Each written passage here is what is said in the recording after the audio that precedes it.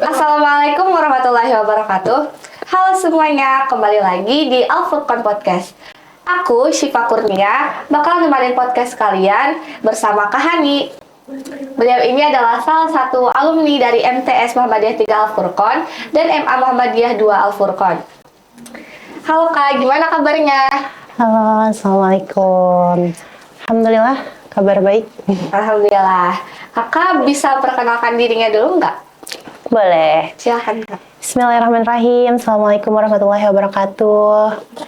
Halo semuanya, perkenalkan saya Hani Nuraini, merupakan alumni dari MTS dan MA Muhammadiyah Al Furqan. Saat ini saya kesibukannya bekerja sebagai seorang finance dan juga guru. Mungkin itu. Sebenarnya nih, kakak hari ini sibuk gak sih jadi bisa datang ke podcast hari ini? Sebenarnya ada kesibukan, cuman karena sudah dihubungi lebih dulu, ada perjanjian juga, jadi insya Allah diluangkan waktunya. Boleh di-spill nggak kesibukan kakak akhir-akhir ini apa aja? Boleh. Sebenarnya saya akhir-akhir ini sedang sibuk pemberkasan tugas akhir. Setelah kemarin saya baru aja sidang skripsi, alhamdulillah. Untuk weekend kesibukan saya biasanya saya di wedding organizer dan event organizer gitu. Oh, hebat ya kak. Alhamdulillah. Katanya kan kakak alumni MTS nih. Kakak angkatan berapa ya kalau boleh tahu? Angkatan berapa ya saya lupa. 2014 kalau nggak salah. Untuk sekarang kakak punya pekerjaan tetap nggak? Iya, alhamdulillah ada. Sekarang saya bekerja sebagai bagian finance atau keuangan di salah satu perusahaan. Mungkin tidak perlu disebut mereknya, perusahaannya iya. Bekerja di situ di bagian finance. Perusahaannya bergerak di bidang distribusi, kayak gitu. Kemudian saya juga seorang guru kebetulan di MI Al Furqan di bagian TPA-nya, memegang untuk kelas 5. Kemudian sisanya ya freelance mungkin ya. Gitu. Selama di Al Furqan nih, kakak masih ingat nggak kakak itu pernah belajar apa aja sih? Banyak. Sampai bisa di titik ini? Banyak dong pastinya. Cuman mungkin dari sekian banyak pembelajaran yang diberikan baik itu di MTS maupun di Aliyah, yang paling berkesan dan paling melekat ya di dalam hidup saya, di Al Furqan itu punya pembelajaran dulu itu bahasa Arab plus sama bahasa Inggris plus. Sekarang masih ada nggak ya? Masih ada. Masih. Nah, saya dulunya suka sebenarnya dengan bahasa Arab. Dari pembelajaran bahasa Arab itu, ternyata saya diajak oleh salah satu guru untuk ikut lomba pidato bahasa Arab pada waktu itu. Nah, dari situlah akhirnya muncul beberapa lomba-lomba lain, khususnya di bidang public speaking. Selama kakak sekolah di Al Furqan, kakak pernah ikut organisasi IPM nggak kak?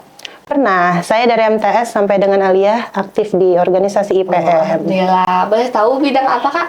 Kalau MTS dulu, saya lupa ya bidang apa. Cuman waktu itu belum IPM sih, namanya masih OSIS. Karena kita masih baru banget kan waktu itu. Kalau di Aliyahnya saya di PIP. Tuh. Sekarang kan alhamdulillah kakak sudah sukses nih. Boleh nggak di-spill tips-tips biar kami yang anak-anak muda kayak gini bisa sukses kayak kakak juga? Sukses ya? Iya. Sebenarnya saya juga masih belum sukses-sukses banget sih. Masih banyak hal yang ingin saya capai. Cuman kalau ditanya tips, mungkin saya di sini berbagi barangkali bukan untuk memamerkan apa yang bisa saya dapatkan, tapi untuk merangkul jauh orang-orang yang mungkin memerlukan tips ini agar tidak merasa sendirian gitu kali ya. Yang pertama, menurut saya selalu meletakkan kerja itu sebagai bentuk daripada syukur. Kenapa? Karena sebenarnya tidak semua rezeki yang datang kepada kita itu adalah hasil daripada strategi yang kita susun dengan sedemikian rupa. Tapi beberapa daripada rezeki itu datang kepada kita karena siapa kita di mata Allah. Maka dari itu, satu ayat yang selalu saya pegang dalam hidup ini adalah fadhkuruni adzkurkum washkuruli wala takfurun. Ingatlah kepadaku, niscaya aku ingat kepadamu, dan bersyukurlah dan janganlah kamu menjadi orang-orang yang ingkar. Maka dari itu, menurut saya kesuksesan itu tidak lepas daripada siapa kita di mata Allah. Kita itu adalah hamba yang tidak berdaya, hamba yang tidak punya apa-apa. Maka dari itu, ketika kita bersyukur, insya Allah, Allah selalu memberikan kita jalan untuk menuju kesuksesan. Yang kedua, menurut saya, untuk bisa menjadi sukses itu penting bagi kita untuk bisa memberikan ruang atau space yang sepi untuk bisa refleksi diri. Bukan berarti antisosial ya. Itu lebih ke arah kita punya tempat untuk membuat proses kita, tangisnya kita, jatuhnya kita untuk bisa bertumbuh dan berkembang.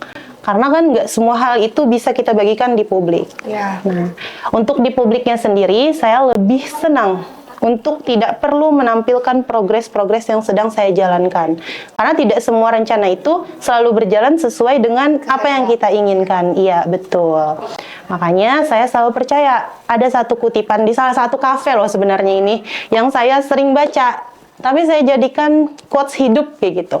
Katanya, slow progress is still progress. Progres yang lambat itu ya tetap progres juga. Tapi ada tambahannya. Kalau kata saya, kalau misalkan kita tuh telat dalam mencapai satu hal, pastikan kita kasih gebrakan paling menyala di akhirnya. Gitu. Terus, apalagi ya, menurut saya fokus ke tujuan itu penting. Fokus terhadap apa yang ingin kita capai. Kita dalam hidup itu pasti punya goals akhir. Apa sih yang sebenarnya mau kita dapetin di dalam hidup kita? Nah, itu penting. Dan jangan pernah bisa mencapainya itu jangan diselang-seling dengan kepentingan lain. Misal, analogi mudahnya, kita punya uang 1 juta, niatnya mau beli handphone buat kepentingan kerja. Paman bakso lewat, kita beli 10.000. Paman es krim lewat, beli lagi 5.000. Ada baju cakep, beli lagi. Otomatis uangnya itu kan berkurang. Ketika uangnya berkurang, tujuan beli handphone nggak dapet-dapet. Oh iya, benar. Iya, nah gitu juga dengan hidup kita. Ketika kita punya satu goals, fokus ke goals itu dulu. Kalau udah dapet, baru deh yang lainnya menyusul. Oh iya, terima kasih Kak. Setelah dilihat-lihat, ternyata kakaknya ini punya banyak sekali prestasi ya guys. Salah satunya itu ada lomba pidato, lomba debat. Ada juga kakaknya sekarang udah jadi mentor bagi lomba debat dan juga pemateri debat ya Kak ya.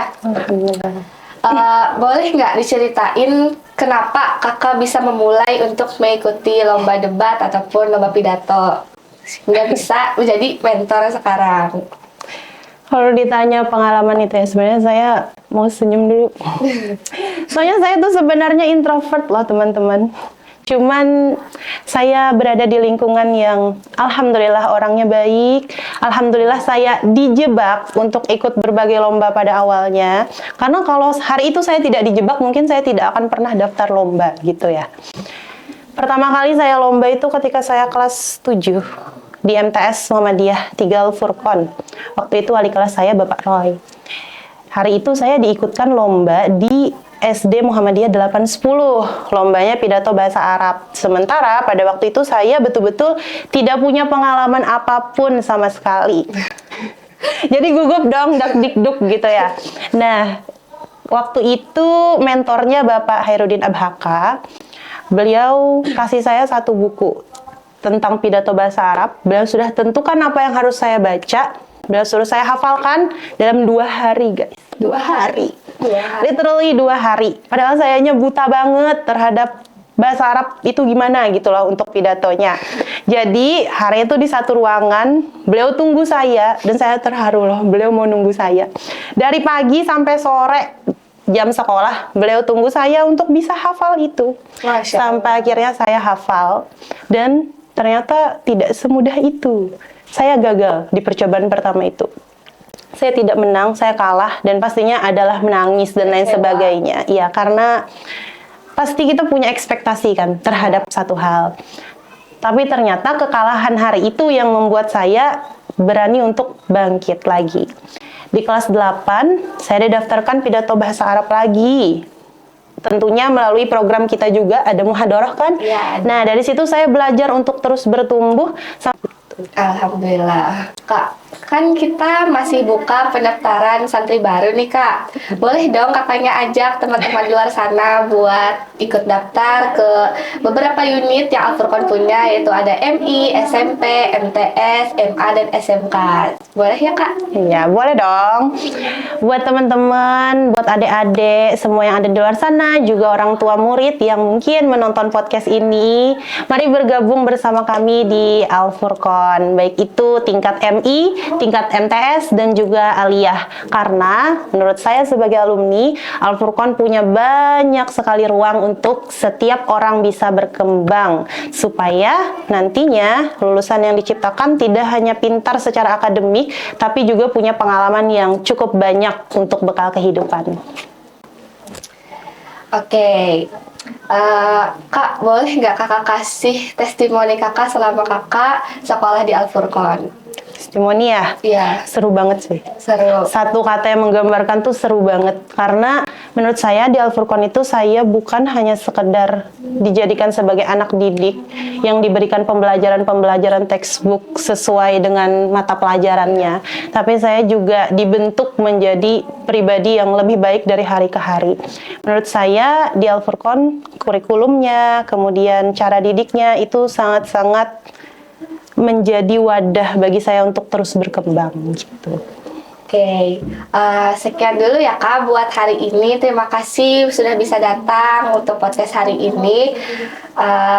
Kalau misalnya aku ada salah kata, mohon maaf ya Kak. Sama-sama. Iya. Oke guys, sekian dulu podcast hari ini. Terima kasih buat yang sudah nonton. Semoga kalian juga termotivasi buat bisa menjadi sukses kayak kakaknya ini. Saya Syifa Kurnia. Mohon maaf apabila saya ada salah kata. Assalamualaikum warahmatullahi wabarakatuh. Bye-bye.